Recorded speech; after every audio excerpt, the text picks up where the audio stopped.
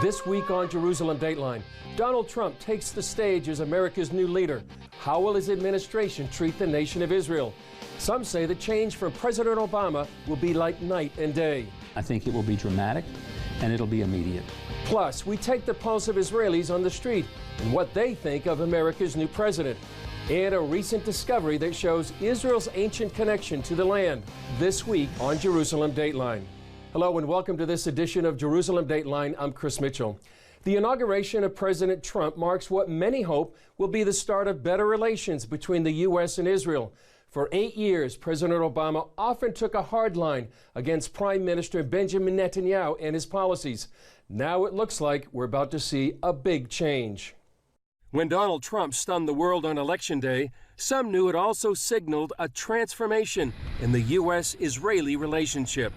Night and day. I think it will be dramatic and it'll be immediate. There's no doubt in my mind. Former Governor Mike Huckabee sees a big difference over the last 8 years. I'm very optimistic about these next few years. I think it's going to mark a dramatically improved relationship between Israel and the United States. The one thing that we can be very confident about with Donald J. Trump is he's a man of change. Trump transition team member Becky Norton Dunlap believes Trump will take a new look at old Middle East problems. I think that's one reason why people in Israel who have not liked the old way of doing things are hopeful and optimistic, because they at least see that in this new president, America is going to relook at some of these old problems. Huckabee sees the failed two-state solution, the plan to give the Palestinians their own country side by side with Israel, as one old problem. Another one, the unwillingness to move the U.S. Embassy to Jerusalem. He expects David Friedman, Trump's choice for ambassador to Israel, will be part of addressing those changes. I think he believes we need to stop the BDS movement, which is very hurtful, not just to Israelis, it's hurtful to the Arab population of Israel as well. I think he will lead in helping get the embassy moved, and I hope he will help to forever put an end to what I consider an unworkable, irrational policy of the so-called two-state solution that, frankly, both Democrats and Republicans have put forward. The signal is we're going to take a new look at things, and we're putting someone in there who's not the same old, same old. With his decisions so far, it's fair to say that the Middle East hasn't seen anything quite like Donald Trump. In the waning days of his presidency, President Obama tried to change the dynamics of the Israeli-Palestinian peace process. First, he ordered the U.S. to abstain from UN Resolution 2334 that declared parts of Jerusalem and the biblical land of Judea and Samaria occupied Palestinian territory. After that, many expected the Paris Peace Summit to continue to paint Israel into a diplomatic corner. But the summit ended with more of a fizzle than a bang.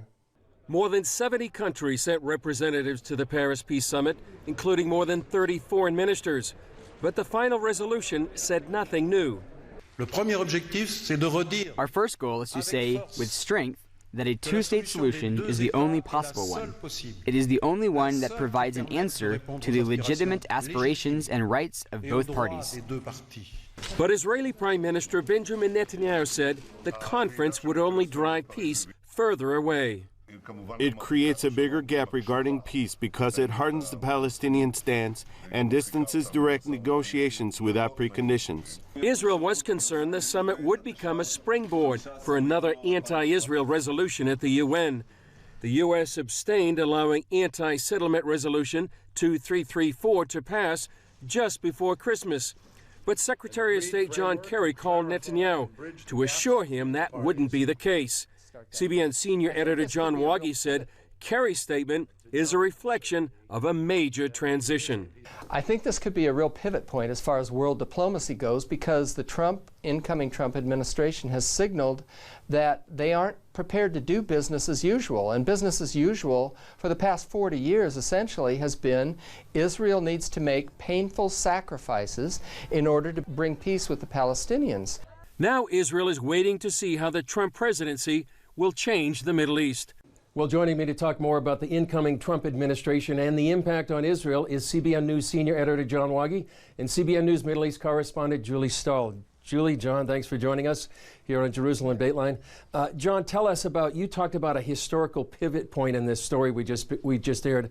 Can you expound on that? What do you mean by that? Well, I think, Chris, that there's a potential for a world-changing historical page-turning, chapter-turning with the exit of the Obama administration and the incoming Trump administration, because the action that's already been taken in Washington, even before Trump was inaugurated, is Congress on Capitol Hill really changing the entire tone of the U.S. policy toward Israel especially, and defending in the United Nations Israel's actions there and Israel's right to be there. So we have legislation from senators like Lindsey Graham and Ted Cruz, who are blocking funding for the United Nations if their bill passes, unless the Resolution 2334 is repealed. And then we have other legislation, and also the testimony of Nikki Haley, who will be the ambassador to the UN, talking about Israel's treatment of the UN as a kick in the gut, and saying she plans to change the Obama administration policies.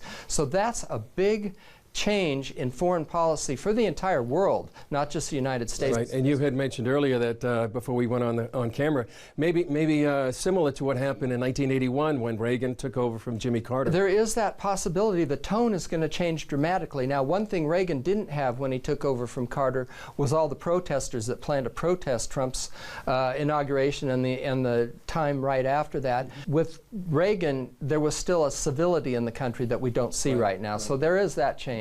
Julie, you've been down to Mahane Yehuda. We're going to share that later in the show. You've talked to Israelis, and we have a reaction from even the mayor of Jerusalem. How would you define or characterize the reaction here in Israel to the new Trump administration? Well, I think everybody's pretty happy about it. Even before the elections, even when Trump just had first won, people were saying like, well, we thought we liked Hillary, but we think Trump will be better for Israel. So definitely people are looking forward to a friend in the White House, different than President Obama was. I know Prime Minister Netanyahu, this is the first time he will have worked with a Republican president. That's right, yeah. And the mayor of Jerusalem is kind of campaigning on behalf of Trump, because he wants to move the embassy to Jerusalem. That's right. Speaking of that, that's a huge issue right now here in Israel, and I know Trump seems to be the first president in a long time to actually make good on his promise to move the embassy. What impact do you think that's going to have here in Jerusalem, Israel, and the Middle East? Yeah, the Middle East is threatening to burn if Trump moves the embassy. The Palestinians said it's going to be it'll be really bad. They'll launch another intifada. Whether that really happens or not, we don't know. I don't know if it could happen. That doesn't mean that it's wrong to do it, but it could happen. Or I don't know if Trump is perceived as really as strong as he seems to be, then I think we probably won't have a problem. Yeah, exactly. John, one other thing that's going to change the dynamics of the quote-unquote peace process. We have a new ambassador designate, David Friedman, who really takes a whole different view of the peace process in the West Bank or Biblical Judea and Samaria. What changes is that going to have on the peace process? Well, we look at Resolution 2334, where it says that any Jewish settlement, basically in the West Bank, Judea and Samaria, is illegal. This is the world's position, and it was adopted by a number of nations.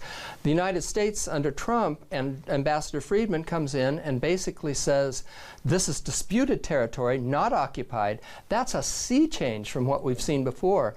And if they follow through on it, it could take the world by the tail, really, and reverse what's been happening here for decades under the so-called Oslo peace process, which Israel trades land for only promises of peace and never gets the peace. So it's a real marker that could change world history, really. And John, final question to you. I know we talked about this, a lot of euphoria going on right now, but there really is a spiritual battle. How would you address the spiritual battle that we're facing right now, and how can Christians be praying? Well, I think, first of all, the fact that Christians are praying, believers are praying in the United States, in Washington, D.C., across the country. Believers are praying here in Jerusalem for what is about to unfold here. And I don't think that can stop. You can't just rest on your their laurels, because this could be a very convulsive time ahead, and people need to be praying day by day, hour by hour, week by week, to see the plans and purposes for the Lord. That's what we're supposed to pray for, the peace of Jerusalem, and that His plans will be set and manifested here. That's a great reminder to pray for the peace of Jerusalem like the Bible commands us, and I'm sure many people will be doing that. So Julie, John, thanks for joining us, and we'll be talking more as time goes on for this historic change here in Israel and the Middle East. Thanks. Up next, will President Trump shake up Europe? He wants to make America strong again, and frankly, for the Western world and Western values, that's important.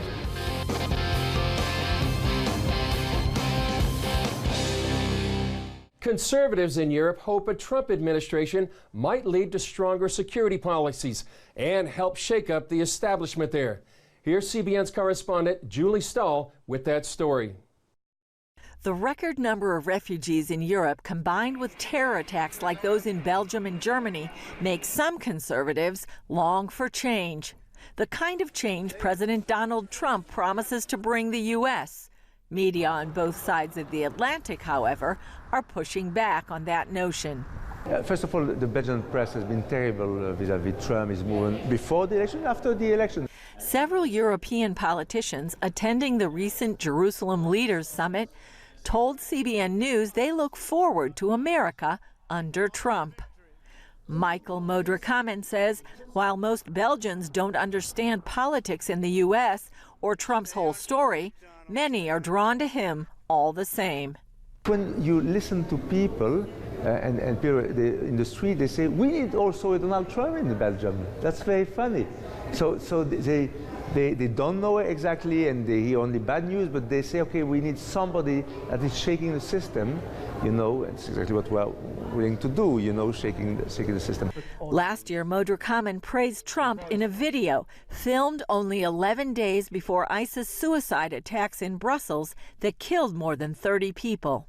America should not become another Brussels.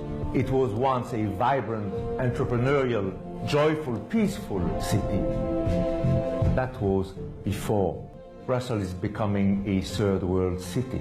We are just lost in a kind of a postmodern society, hedonistic society, and it's exactly what America shouldn't become. I think in Sweden they wanted Hillary to win, the most people, but I think Donald can make a difference, and he's a very powerful man, and I think it's going to be great. European Parliament member Christina Winberg believes many of the 100,000 migrants in her country could become radicalized, so Sweden should take a cue from Trump. Some things that Donald says about taking action on criminals and stop the migrants, and I agree with something of that. Britain has already gone a step further. Roger Helmer says his country's vote to leave the European Union in June may have paved the way for Trump's victory.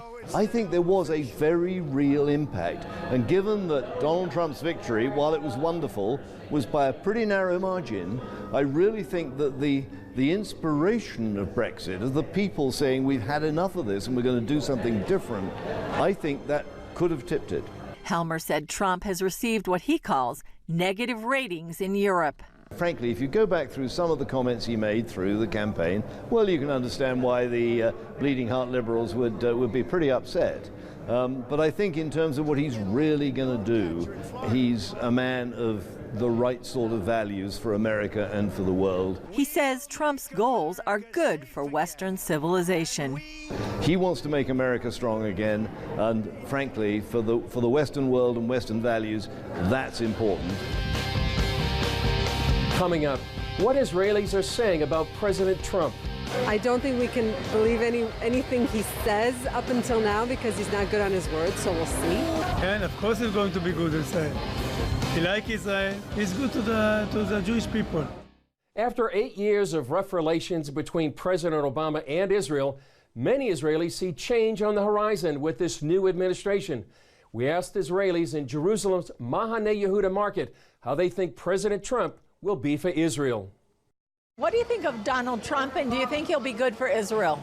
We don't know yet, but we hope it will be good for Israel. We are very disappointed from Obama, and we're hoping that it will be better. I don't think we can believe anything he says up until now because he's not good on his word, so we'll see. And of course he's going to be good Israel. He likes Israel. He's good to the Jewish people. We've had Obama for 8 years, and it's enough. We need to change. He's saying what is in heart or something like that. I think it's the world have liked that to get Trump. Israel people very believe in the Trump, is all the people, is good for Jewish people. I don't know. Seems like a impulsive guy. I don't know. The people he's appointed so far look like they're good for Israel, but who knows? Well, everybody thinks he's going to be good for Israel. Who knows? Let's see what he's going to do. What he's going to do. It's be good. It's be best from Israel. I believe. I love Trump. Do you think it's a good idea for him to move the U.S. Embassy to Jerusalem? Of course. It's very good to move the embassy because everybody have to come to Israel, to Jerusalem before Tel Aviv. I don't think it matters that much. I don't think that's what people should be focused on. People put far too much emphasis and weight on that. I think it's a good idea, but I don't know about the repercussions. Either way, I don't think it matters either one way or the other. Just a symbolic thing that people will get over. I don't think it's really makes any difference. The embassy must to move to Jerusalem. He must do this. Yes. Why? This is the capital of Israel. Forever. That's a very good idea. Yes, he needed to do what he said. He needs to put in here all the buildings. No more in Tel Aviv. The only thing that Trump needs to do is decide that the consulate should be the embassy, and that's it. He doesn't have to build anything, just to change the title.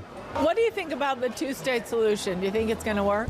Most of the people in Israel think that this is not a good solution because, as we can see from all around the Middle East, every time that such a solution was offered, it failed. On paper, it sounds great. Is it realistic? Is it feasible? Do the leaders actually want it on both sides? No, because there's two small states to this part. The state to the Jewish is one state, no need for the Arab. They have 22 states. Go there. I'm not sure. I don't know if it ever work. I don't think so. I don't have nothing against the Arab. Well, I think that Trump can do something about this. I think that's not on the table right now. I think more important right now is to have a good relationship between people and neighborhoods and make the economy work well, and all other solutions are for a future date. Are you optimistic? I'm very optimistic. I'm a Jew. Jews waiting for the Mashiach. I'm always optimistic. That's my nature. But I don't know. Yes, I am. Yeah, I'm a believer. Overall, yeah.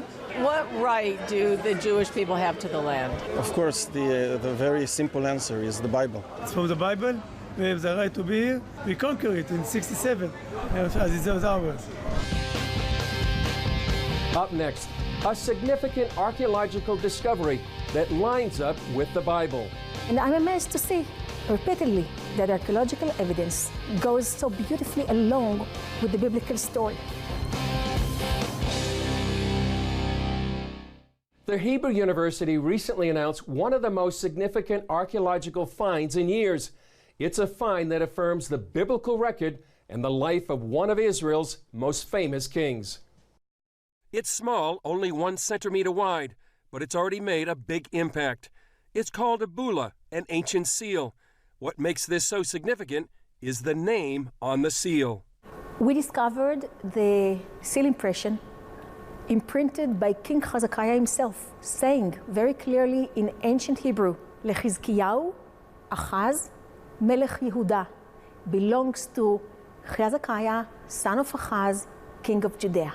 Hebrew University archaeologist Elat Mazar discovered the seal during one of her excavations. For Mazar, it was the discovery of a lifetime. Astonished. This was, I think, this was most amazed find for me personally, ever. I was kind of amazed. Mazar and her team discovered the Bula in this area. It's called the Ophel, built by King Solomon and located at the southern wall of the Temple Mount. Mazar says the discovery is unprecedented. We never found in archaeological excavations, scientific stratigraphy, such an item that is so close, private, tangible to any of the Israelite or Judean king ever. I believe it's as close as we can get to any biblical figure, not to mention such a figure as King Hezekiah. The Bible describes Hezekiah in 2 Kings 18:5. It says, "He trusted in the Lord God of Israel, so that after him was none like him among all the kings of Judah, nor who were before him." Mazar says the Bula was King Hezekiah's personal seal for important documents. She says the find validates the Bible. And I'm amazed to see repeatedly that archaeological evidence goes so beautifully along with the biblical story. It just repeatedly showing us that so much of the biblical narratives are accurate. Simply as that, accurate.